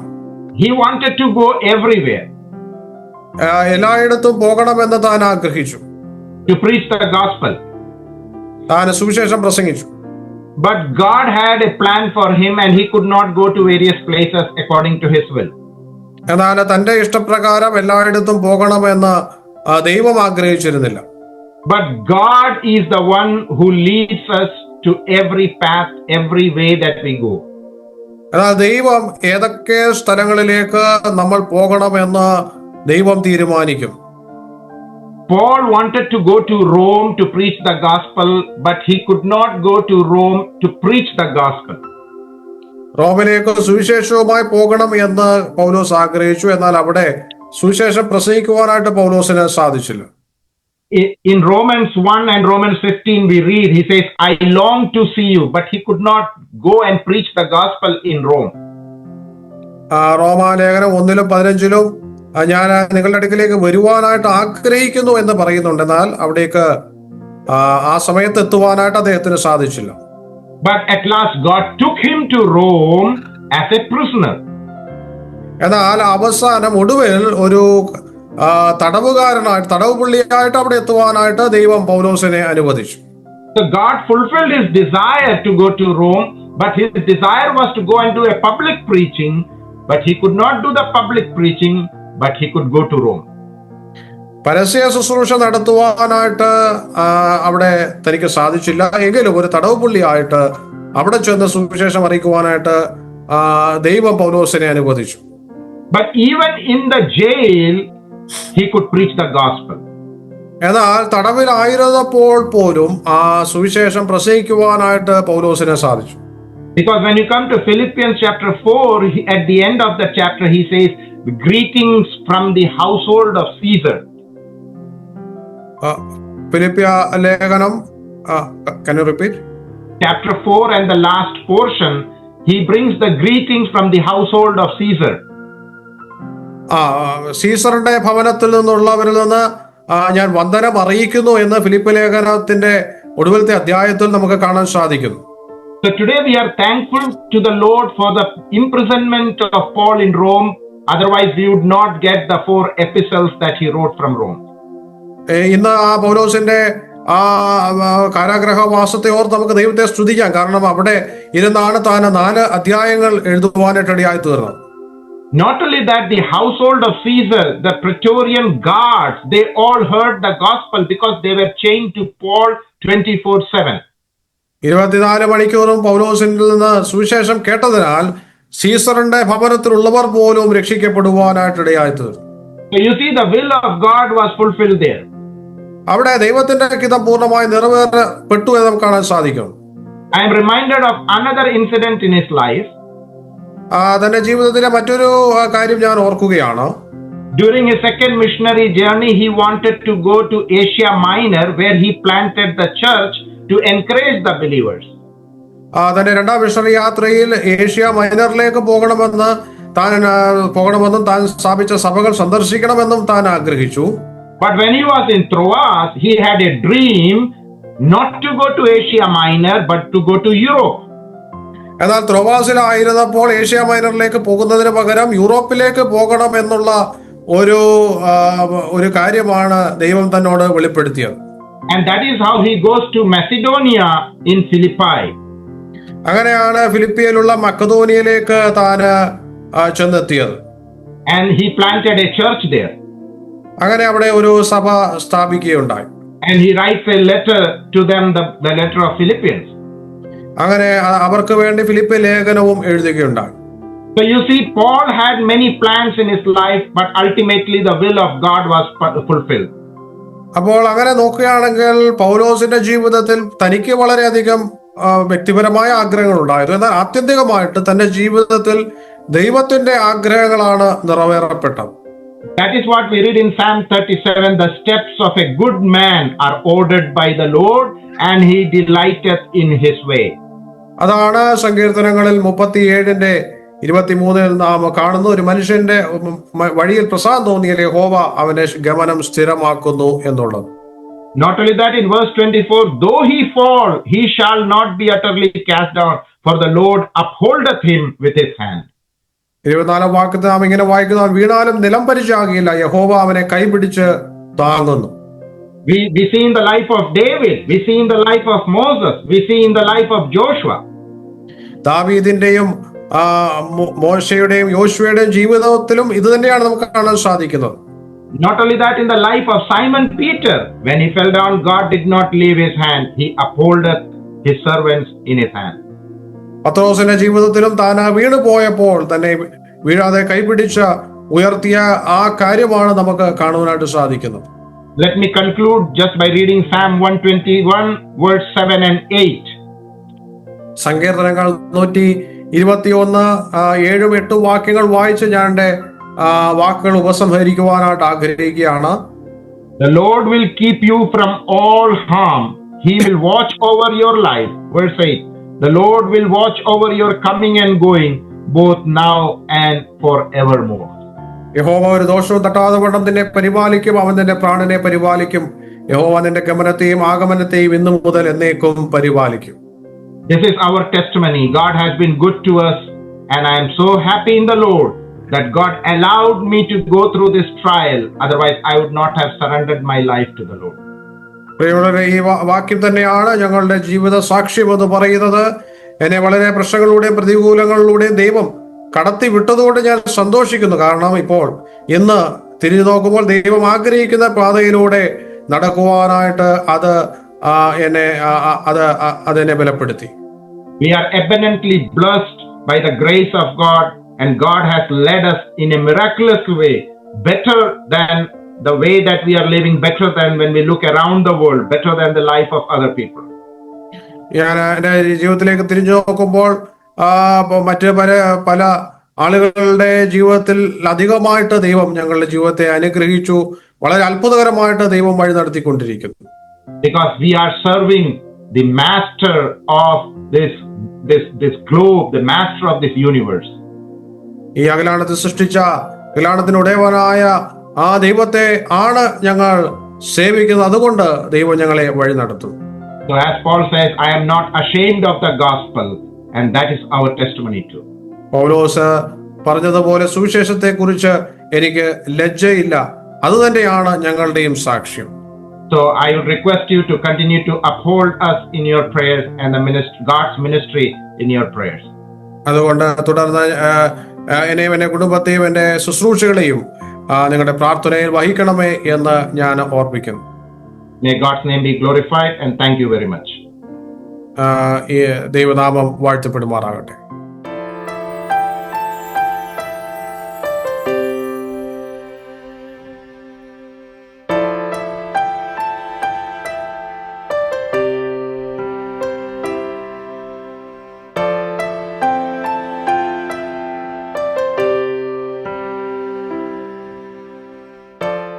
ദൈവനാമത്തിന് നന്ദിയോടെ സ്തോത്രം ചെയ്യുകയാണ്.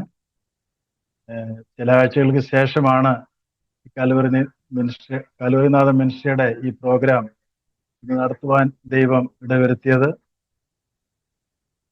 വളരെ അനുഗ്രഹിക്കപ്പെട്ട ഒരു സാക്ഷ്യമാണ് പ്രിയ കർത്തൃദാസൻ ജയമോൻ ജോണിൽ നിന്ന് കേൾക്കുവാൻ ദൈവം ഇടവരുത്തിയത്. ഈ ഒരു സാക്ഷ്യം എന്ന് കേട്ടപ്പോൾ നമ്മുടെ എല്ലാവരുടെയും മനസ്സിൽ പല കാര്യങ്ങൾ ചിന്തിക്കുകയുണ്ടായി. ഒരു വ്യത്യസ്തമായ രീതിയിലുള്ള ഒരു സാക്ഷ്യമാണ് നാം കേട്ടത്. തൻ്റെ ജീവിതത്തിലുണ്ടായ പ്രയാസങ്ങൾ നാം കേൾക്കുകയുണ്ടായി. ആ ദൈവവിളിയുടെ ആ ശബ്ദം അത് കേട്ടുടനെ അത് ദൈവവേലയ്ക്ക് പോകാഞ്ഞതിൻ്റെ ഒരു കാരണമായിരിക്കാം എന്നുള്ള ദേവദാസൻ പറഞ്ഞ പോലെ തന്നെ ദൈവത്തിൻ്റെ വേലയ്ക്ക് സഹോദരനെ ദൈവം ഒരുക്കുകയായിരുന്നു. അത് ഒരുക്കിയത് വളരെയധികം പ്രതികൂല സാഹചര്യങ്ങളിൽ കൂടിയായിരുന്നു എന്ന് മാത്രമേ ഉള്ളൂ. എന്നിരുന്നാലും ദൈവകരങ്ങളിൽ കർത്തൃദാസനും കുടുംബവും ഇന്നും പ്രവർത്തിക്കുവാൻ തക്കവണ്ണം വലിയവനായ ദൈവം ഇടപെടുത്തിക്കൊണ്ടിരിക്കുന്ന ഓർത്ത് ദൈവത്തെ നന്ദിയോടെ സ്തോത്രം ചെയ്യാണ്. ഇതിന്റെ പ്രിയ സഹോദരൻ പറയുകയുണ്ടായി, അവിടെയുള്ള ദൈവസഭ പ്രിയ സഹോദരനെ ഓർത്ത് പ്രാർത്ഥിച്ചുകൊണ്ടിരുന്ന ഒരു കാര്യം. ആ പ്രാർത്ഥനയുടെ ശക്തി എത്രയോ വലുതാണെന്നുള്ളതും കൂടി നമുക്കിന്ന് മനസ്സിലാക്കുവാൻ സാധിക്കും. നമ്മളെ സ്നേഹിക്കുന്ന ഒരു സഭ, പ്രാർത്ഥിക്കുന്ന ഒരു കൂട്ടം നമുക്കുണ്ടെങ്കിൽ നാം ഒന്നുകൊണ്ട് പേടിക്കേണ്ട എന്നുള്ള ഒരു സന്ദേശമാണ് ദൈവമെന്ന് നമുക്ക് തന്നത്. മാത്രമല്ല, അമേരിക്കയിൽ ചെന്നിട്ടും കർത്താവിന്റെ വേല ചെയ്യാനുള്ള ആ ഒരു തീഷ്ണത അവിടെ കാണിക്കുകയുണ്ടായി. അതിനെ കേട്ടതാണ്.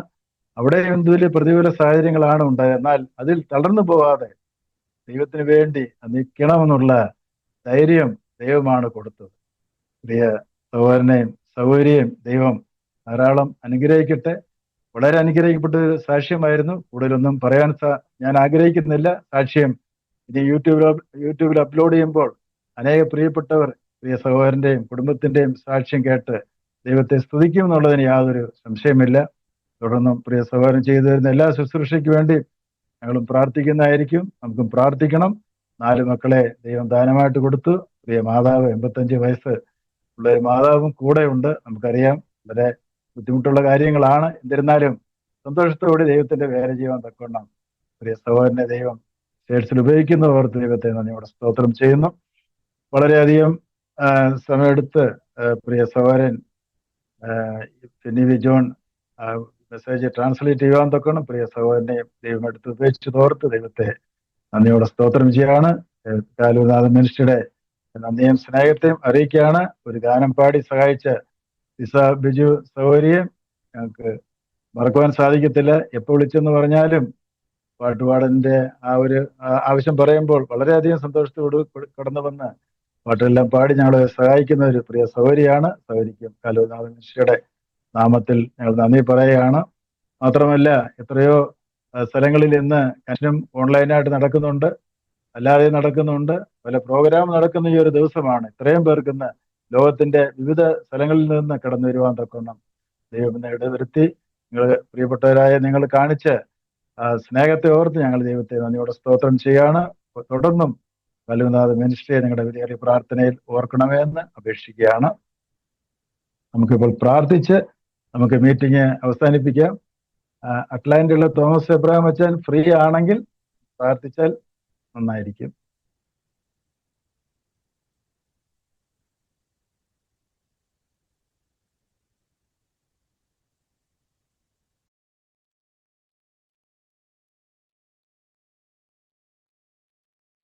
നമുക്ക് പ്രാർത്ഥിക്കാം.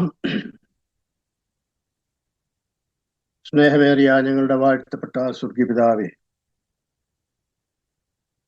ഈ ശനിയാഴ്ച വൈകുന്നേരത്ത് ഞങ്ങൾക്ക് ഇങ്ങനെ ഒന്നിച്ച് കൂടി വരുവാൻ അവിടുന്ന് സഹായിച്ച വിധത്തെ ഓർത്ത് ഞങ്ങൾ തിരുനാമത്തെ സ്തുതിക്കുന്നു.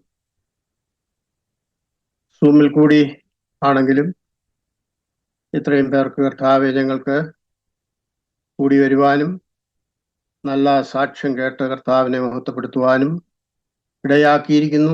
അതോർത്ത് ഞങ്ങൾ നിന്നെ സ്തുതിക്കുന്നു. കർത്താവ് ഇതിൻ്റെ മകൻ ഇവാഞ്ചലിസ്റ്റ് മോൻ ജോൺ, അവൻ്റെ ഭാര്യയും അവർക്ക് കൊടുത്തിരിക്കുന്ന 4 കുഞ്ഞുങ്ങളും കർത്താവിൻ്റെ കൃപയിൽ ഹൂസ്റ്റണിൽ കഴിയുവാൻ കർത്താവ് കഴിഞ്ഞ നാളുകളിൽ അവരെ സഹായിച്ചുകൊണ്ടിരിക്കുന്നു. അതോർത്ത് കർത്താവിനെ ഞങ്ങളും സ്തുതിക്കുന്നു. തൻ്റെ ജീവിതത്തോടുള്ള ബന്ധത്തിൽ ഞങ്ങൾ വലിയ ഒരു സാക്ഷ്യം കേട്ടു. കർത്താവ് തന്നെ വിവിധ സ്ഥലങ്ങളിൽ കൂടിയും വിവിധ നിലകളിൽ കൂടിയും കൊണ്ടുപോയി. അത് അവിടുത്തെ വഴികളായിരുന്നു. റാന്നിയിൽ ജനിച്ച് ബീഹാറിൽ വളർന്ന് ഡൽഹിയിലും പിന്നെ അമേരിക്കയിലും ഒക്കെയായി വിവിധ സ്ഥലങ്ങളിൽ കൂടി കടന്നുപോയി. എല്ലായിടത്തും ഈ ലോകത്തിൽ പ്രശസ്തനായി തീരണം, ധനമുണ്ടാക്കണം എന്നൊക്കെയുള്ള ആഗ്രഹങ്ങളായിരുന്നു ആരംഭകാലത്ത്. എന്നാൽ ദൈവത്തിന്റെ വഴി അതല്ല. താൻ ലോകസ്ഥാപനത്തിന് മുമ്പേ തിരഞ്ഞെടുത്തിരിക്കുന്ന തൻ്റെ മക്കൾ ഏത് വഴി അവർ സഞ്ചരിക്കണം എന്നുള്ളത് ദൈവം അറിയുന്നു. ദൈവം ആ വഴിയിലൂടെ അവരെ നടത്തുവാനായിട്ട് ആഗ്രഹിക്കുന്നു. വിവിധ പ്രയാസങ്ങളിൽ കൂടി അവർക്ക് കടന്നു പോകേണ്ടതായിട്ട് വന്നു. ശാരീരികമായിരിക്കുന്ന ക്ലേശങ്ങൾ അവർ സഹിച്ചതിനെ കുറിച്ച് വിവരിച്ച് ഞങ്ങൾ കേട്ടു. എന്നാൽ അവിടെ നിന്നും കർത്താവ് അവരെ കൈവിടാതെ മരണത്തിൽ നിന്നൊക്കെയും വിടുവിച്ച് വീണ്ടും ജീവനും ആരോഗ്യവും നൽകി അവിടുന്ന് ഇത്രത്തോളവും അവരെ കൊണ്ടുവന്നിരിക്കുന്നു. അവരുടെ ഗമനത്തെ സ്ഥിരമാക്കിക്കൊണ്ടിരുന്നു. അതോർത്ത് തിരുനാമത്തെ സ്തുതിക്കുന്നു. കർത്താവെ, അവിടെ നിന്നും നൽകിക്കൊണ്ടിരിക്കുന്ന അവിടുത്തെ കൃപകൾക്കായിട്ട് ഞങ്ങൾ നിന്നെ സ്തുതിക്കുന്നു. വിവിധ നിലകളിലായിരുന്നു തൻ്റെ ജീവിതം ആരംഭിച്ചത്. കത്തോലിക്ക ബാക്ക്ഗ്രൗണ്ടിൽ നിന്നും, അതുപോലെ പിന്നെ CNI ചർച്ചിന്റെ കൊണ്ടുള്ള ബന്ധത്തിലും ബന്ധക്കോസ്ത് സഭകളോടുള്ള ബന്ധത്തിലും ഒക്കെ ആയിട്ടും ഒടുവിൽ കർത്താവിന്റെ വേലയിലേക്ക് കൊണ്ടുവരുവാൻ തക്കവണ്ണം കർത്താവിനെ കൈക്ക് പിടിച്ച് ആ സ്ഥലങ്ങളിൽ കൂടിയൊക്കെ കൊണ്ടുവന്ന് നേരായ പാതയിലേക്ക് കൊണ്ടുവന്നിരിക്കുന്നു. അതോർത്ത് ഞങ്ങൾ തിരുനാമത്തെ സ്തുതിക്കുന്നു. തൻ്റെ കൂടെ ഉള്ള പ്രിയ മാതാവിന് വേണ്ടി പ്രാർത്ഥിക്കുന്നു. വാർദ്ധക്യത്തിലായിരിക്കുന്നു. ആവശ്യമായിരിക്കുന്ന ആരോഗ്യവും ബലവും നൽകി അവിടുന്ന് സൂക്ഷിക്കുമാറാകണമേ. വീൽ ചെയറിലൊക്കെ ആയിരിക്കുന്നു എന്ന് ഞങ്ങൾ കാണുകയും മറ്റും ചെയ്തു. കർത്താവ് അവിടുന്ന് ആരോഗ്യവും ബലവും കൊടുത്ത് സഹായിക്കുകയും അവിടുത്തെ കൃപ നൽകുകയും ചെയ്യണമേ എന്ന് പ്രാർത്ഥിക്കുന്നു. കർത്താവ് ഇന്ന് അവര് രണ്ടുപേരും ഭൗതികമായിരിക്കുന്ന ജോലികൾ നിസാരമെന്ന് കരുതി അതിലൊന്നും കാര്യമില്ല എന്ന് അവർക്ക് പൂർണ്ണമായ ബോധ്യം വന്നിട്ട് കർത്താവിൽ പൂർണ്ണമായി ആശ്രയിച്ച് ജീവിക്കുവാൻ കർത്താവരെ വഴി നടത്തി. അതോർത്ത് ഞങ്ങൾ നിന്നെ സ്തുതിക്കുന്നു. 2006 മുതൽ ഇന്ന് വരെ 20 വർഷത്തോളമായി കർത്താവിൻ്റെ വേലയിൽ പൂർണ്ണമായിട്ട് കർത്താവ് നിന്നെ സേവിക്കുവാൻ തക്കവണ്ണം അവിടുന്ന് സഹായിച്ചു കൊണ്ടിരിക്കുന്ന കൃപയ്ക്കായിട്ട് ഞങ്ങൾ നിന്നെ സ്തുതിക്കുന്നു. മാരകമായിരിക്കുന്ന രോഗങ്ങളിൽ നിന്നൊക്കെ അത്ഭുതകരമായി അവിടുന്ന് വിടുവിച്ച് രക്ഷിച്ചു. അതോർത്ത് ഞങ്ങളും തിരുനാമത്തെ സ്തുതിക്കുകയും മഹത്വപ്പെടുത്തുകയും ചെയ്യുന്നു. എത്രയോ പ്രിയപ്പെട്ടവർക്ക് ഇങ്ങനെയുള്ള അവസ്ഥയിൽ നിന്ന് കർത്താവ് സൗഖ്യവും ആശ്വാസവും സമാധാനവും നൽകി ഇന്നും പുലർത്തുന്നു. അതോർത്ത് ഞങ്ങൾ തിരുനാമത്തെ സ്തുതിക്കുന്നു. കർത്താവെ, ഈ മീറ്റിങ്ങിനോടുള്ള ബന്ധത്തിൽ നല്ല പാട്ടുകൾ പാടുവാൻ തക്കവണ്ണം നിന്റെ ദാസിക്ക് സഹായിച്ചു. കർത്താവെ, തുടർന്നും നല്ല അനുഗ്രഹീതമായിരിക്കുന്ന ആ പാട്ടുകൾ പാടുവാൻ തക്കവണ്ണം ലിസ ബിജു സഹോദരിക്ക് അവിടുന്ന് സഹായിക്കണമെന്ന് പ്രാർത്ഥിക്കുന്നു. ഈ കാൽവറിനാഥത്തോടുള്ള ബന്ധത്തിൽ പ്രവർത്തിച്ചു വരുന്ന ഇവാഞ്ചലിസ്റ്റ് സന്തോഷും അതുപോലെ മാമൻ കുര്യൻ ബ്രദറിനും വേണ്ടി പ്രാർത്ഥിക്കുന്നു.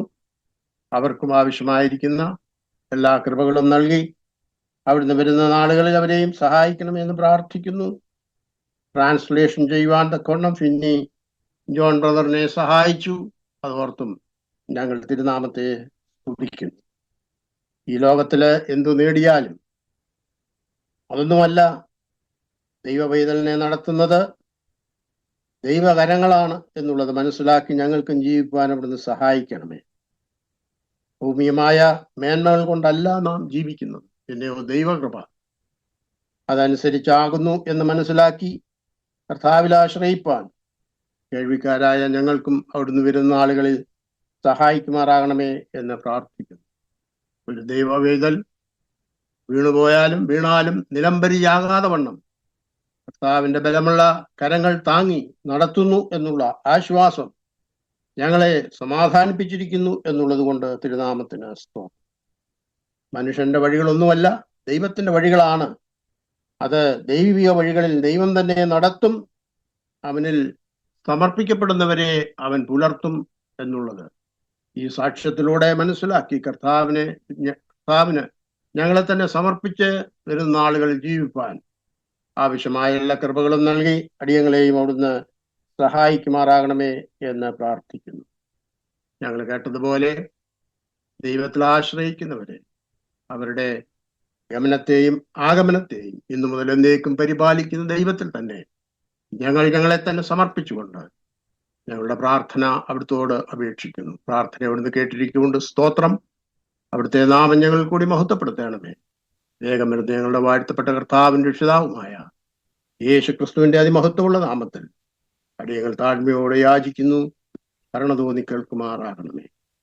നമ്മുടെ പിതാവായ ദൈവത്തിന്റെ ആ സ്നേഹവും കർത്താവായ യേശു ക്രിസ്തുവിന്റെ കൃപയും പരിശുദ്ധാത്മാവിന്റെ കൂട്ടായ്മയും നാം എല്ലാവരോടും കൂടി എപ്പോഴും ഉണ്ടായിരിക്കുമാറാകട്ടെ. പ്രത്യേകാൽ സാക്ഷ്യം പറഞ്ഞ അവിടുത്തെ ദാസന്റെ മേലും കുടുംബത്തിന്റെ മേലും എന്നും എന്നേക്കും ഉണ്ടായിരിക്കുമാറാകട്ടെ.